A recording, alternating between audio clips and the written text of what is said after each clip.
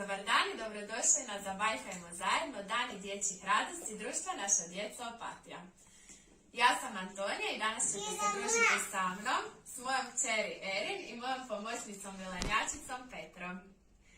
Današnju bajkaonicu prvo ćemo započeti uz priču Pepijev Božić.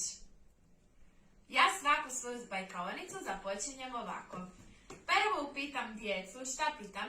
Jeste li se umili danas ujutro? Za svaki slučaj dobro protresite svoje oči. Zatim pitam, jeste li oprali uši danas ujutro? Za svaki slučaj dobro ih protresite. A sada, čiribu, čiriba, počinje priča ta. Pepijev Božić. Svježa noć pala je vrlo brzo.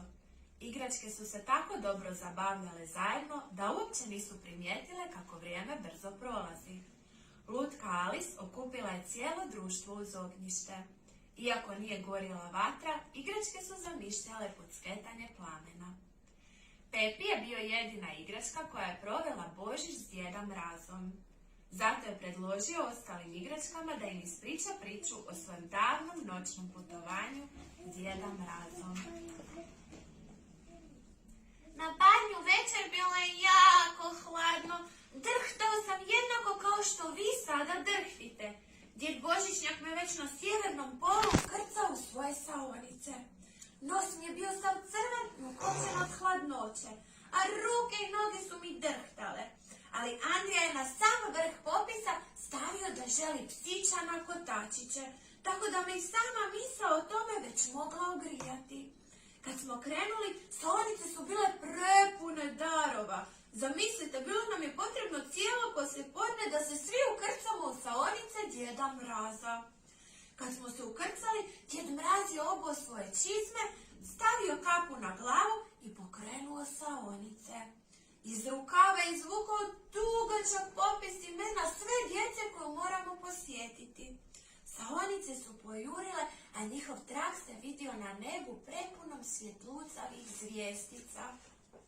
Je sjedila dražesna krpena lutkica i pravila mi društvo.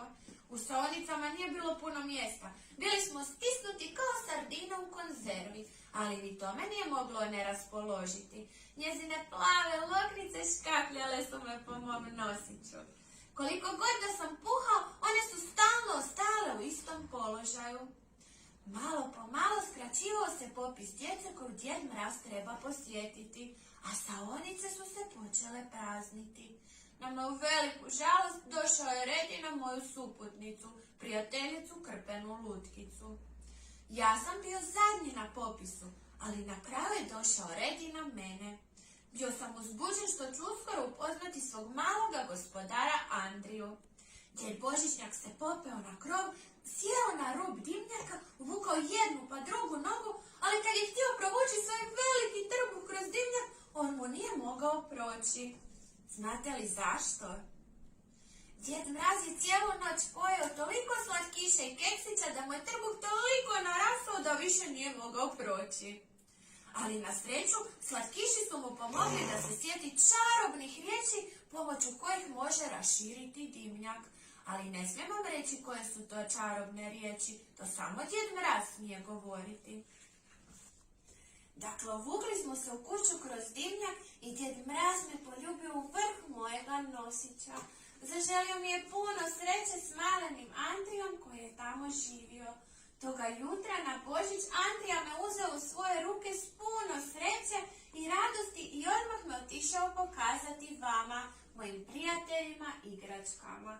Jako sam sretan što sam upoznao tako dobre prijatelje.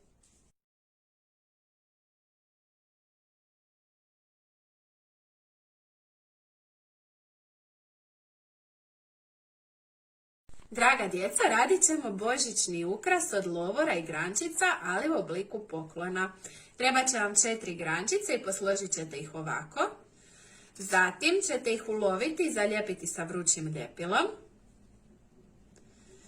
Uzeti lovorove listiće i zalijepiti ih, treba će vam malo veći, duži. Zalijepiti ih duž ovog poklončića.